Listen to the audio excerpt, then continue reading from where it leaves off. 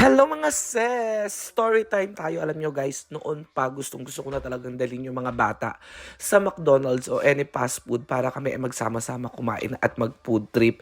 Dahil sila talaga yung lagi nating nakakasama sa pagbablog, through ups and downs, sila yung laging nandyan. Meron ka mang ibigay o wala. Wala kang maririnig sa kanila. Basta nag enjoy silang sila sa mga ginagawa at game na game sila sa mga pinapagawa natin ay talagang lagi silang on the go. So this time, deserve talaga nilang i-treat sila at kumain kami ng masarap dito sa McDonald's. So McDonald's, baka naman.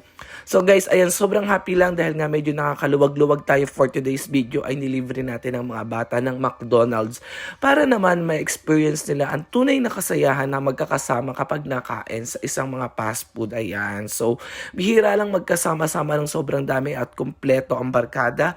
Kaya ginagawa natin silang possible. Kaya dapat marami pa tayong mga blessing na